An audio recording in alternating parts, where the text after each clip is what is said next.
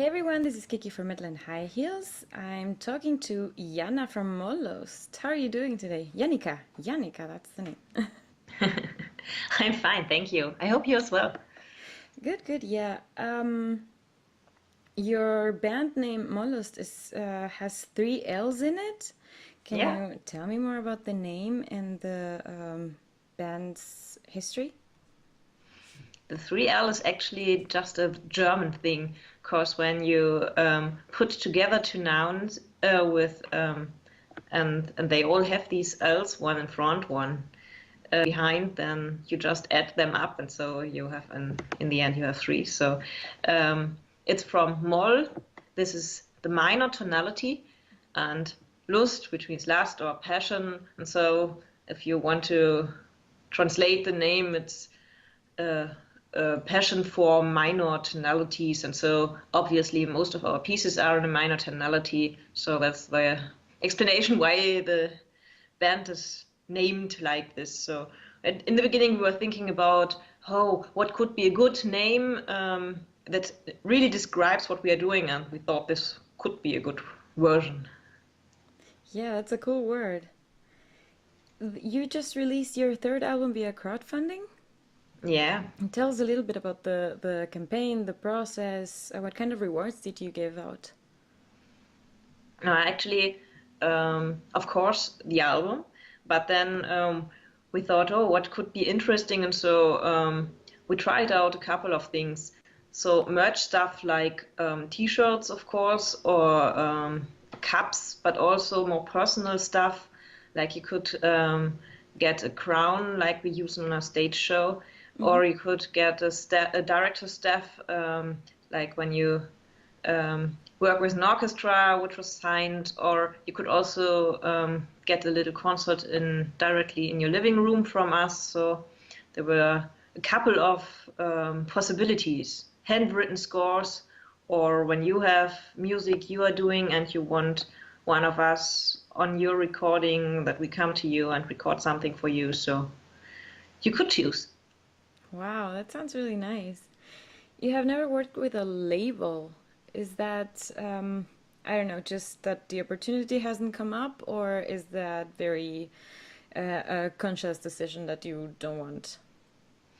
Actually, it's a mixture. Um, we didn't find a fitting label, let's say it more like that. Mm-hmm. Um, but because we want a label that could really help us, that is not so small that we could do the same work, then it wouldn't make sense to work together. And it also shouldn't change the music in a way that we don't feel anymore. It's Molllust. So we we are really open for a label, but we didn't find the right constellation until now. Okay, cool. So you're still looking. You have played a couple of acoustic shows. We saw you at female metal event that way around, and you also did an acoustic tour. Is the this acoustic sound so special to you? We really like the acoustic show for that the classical part of us really is good to hear, and you can play with the nuances that on another level than you can do in the combination with metal. But of course, it's also a chance for us to play shows we wouldn't have played if we only had the metal set. So, for example, also Farm Metal event, when I talked to them, they already had their schedule for the metal day, but they still needed extra for the acoustic day. And also for the acoustic tour, you can't, of course, can't support an acoustic tour without an acoustic set. So it was both. It's a cool thing, but it's also something that opens new doors for us. Mm-hmm. That's very interesting. It's kind of more intimate too. That's the feeling that I Yeah, have. definitely. And as most of us, or many of us, have classical roots, Mm-hmm. we are really used to this classical sound. So that's also what we tried when we rearranged the songs for the classical set, that for the acoustic set, that we even put more of the classical way of playing inside. So, for example, we also have add-ons like more viola lines or the double bass instead of the instead of an electric bass, or also classical timpani or classical percussion instead of a metal drumming. That really this classical side of us stands for on its own when we play the acoustic shows. Yeah, cool. You also filmed the show you did in Budapest. Are there any plans for a DVD? Actually, not yet. This was a lucky thing because we didn't arrange the filming in Budapest. There was a film team of the Hungarian TV who was filming the show, and they broadcasted also on Hungarian TV. And we had the opportunity to publish a little excerpts of it, but we couldn't use the whole material due to their copyrights. So we were happy that we can show something of it, but we can't use it. Oh, that's sad. That's too bad. Well, maybe in the future. Yeah, it's also always a matter of money because, well, to do a good recording from a whole show with several cameras and with a good sound, it's not that cheap. Yeah, of course. That's true. You also sing in Haggard, Yes. and you're a vocal coach as well, right? Yeah. Tell me about that. What do you like best about teaching?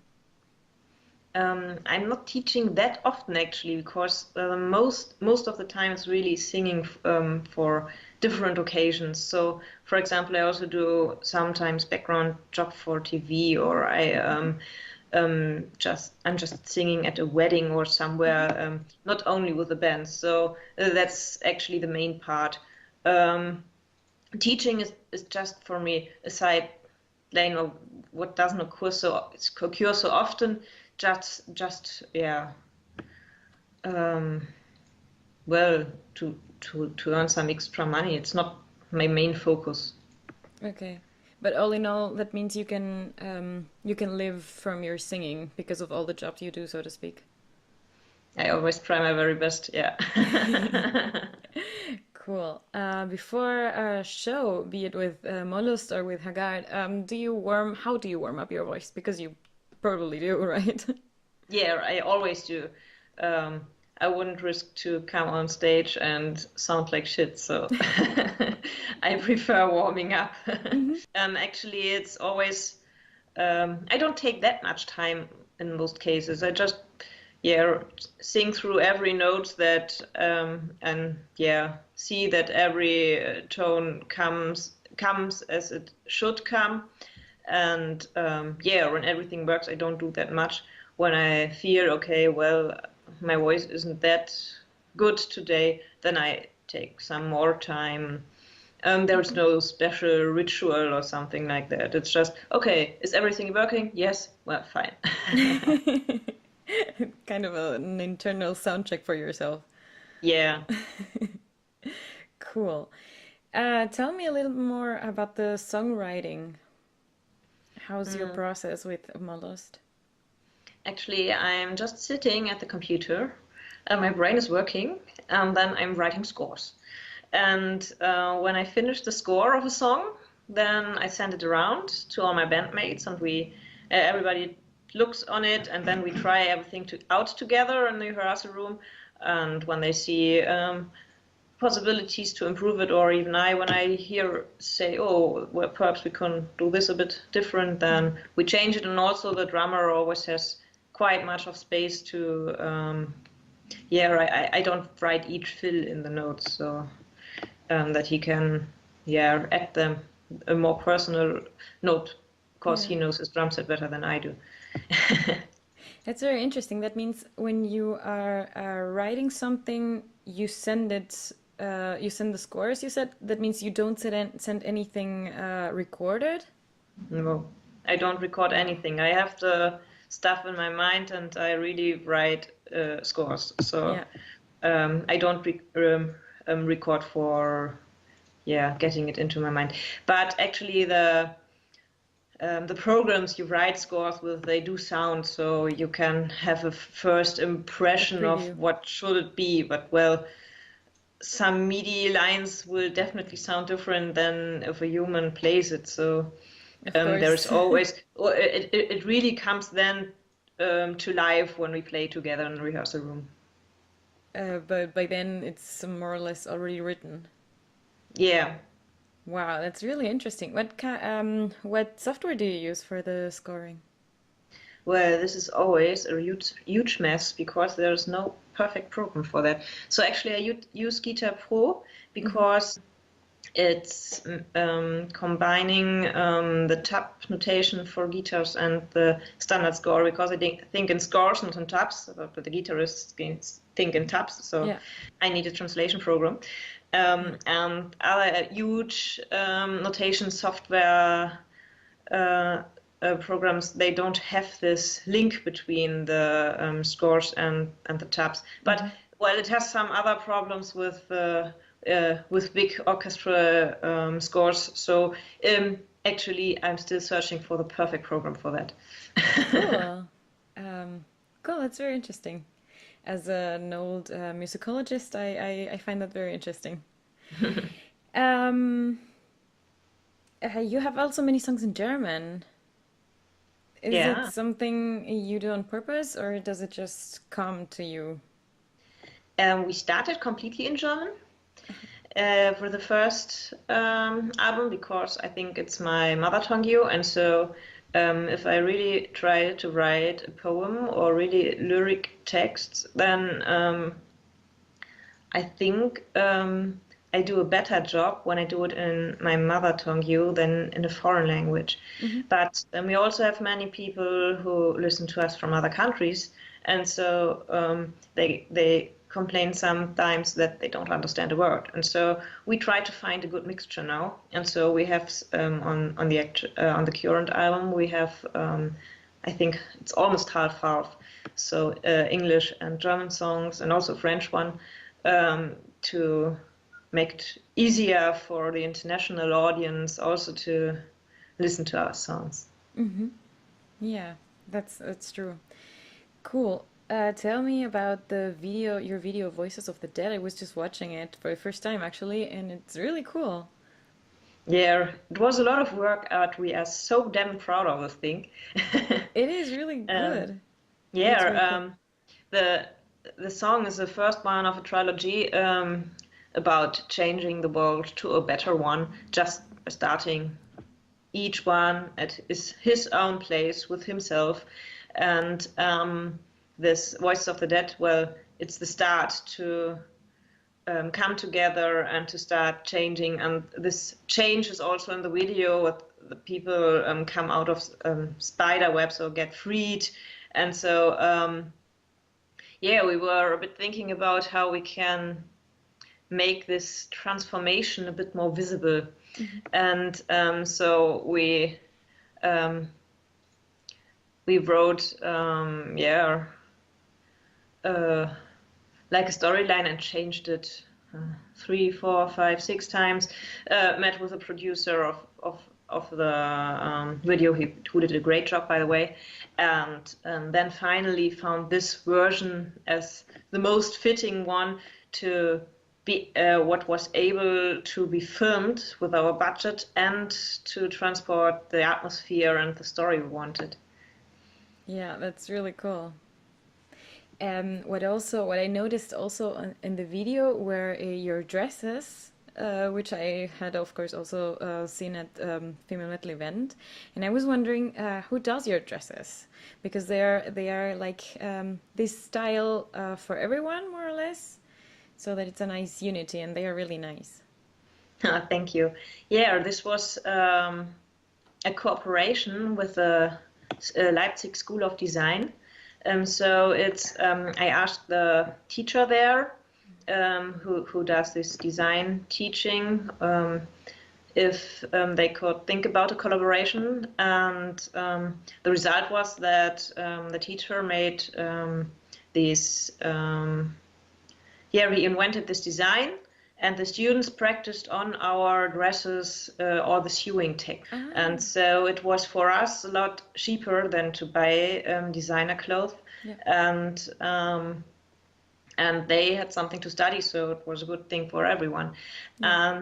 And he also really tried to find a way to mix the styles also in the dresses. So Andreas also took into this beautiful ballroom dresses, you also took elements of metal, like we all have something with these Nieten, Spikes. these and stuff which is from the metal world put into the dresses. So they really thought for a long time, and also a little bit of this Gothic flair due to the black veils we have on it. So and there's also, well, they are also like a journey through the styles. Yeah, it's really cool. It was a good cooperation, I think. Yeah, we really planned it long hand, but it Yeah, worked out quite well in the end. indeed, that's very cool.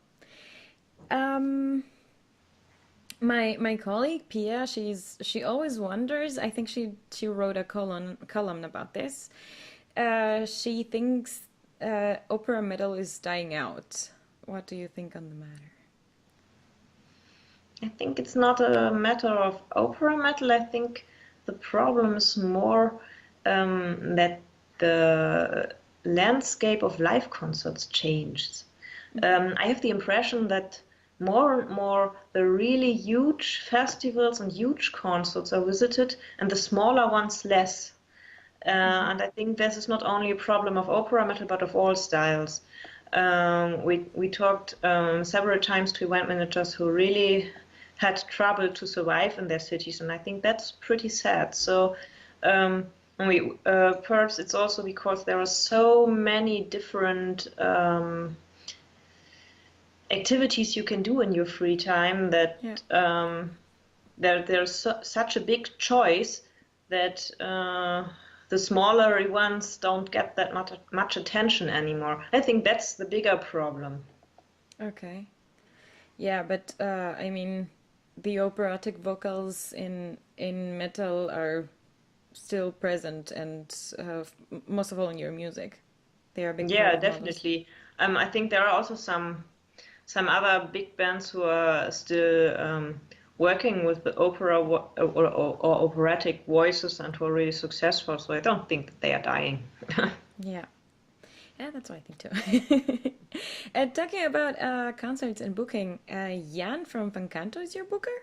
Well, not anymore, unfortunately, because he has so much to do with Fancanto that he doesn't find the time. So we had just a change with a new booker, but we didn't really start to work with each other. So I really can't tell anything about him right now. All right. That's fine. Tell us a little bit about your plans for the future, for this year until the end of the year, and for next year. What are you doing? Well, at the moment we are searching for a new drama. Hmm. And of course, we want a new permanent band member. Of course, this is a lot nicer to play concerts than always with substitutes. Yeah. And well, then the next step is, or what we are also already doing, is that we try to get as much concerts as possible. Hmm. What we can do from just our power to find different concerts that we can really play a lot live next year. Yeah. Yeah, and then of course we are already thinking about, well, what will be the next album like?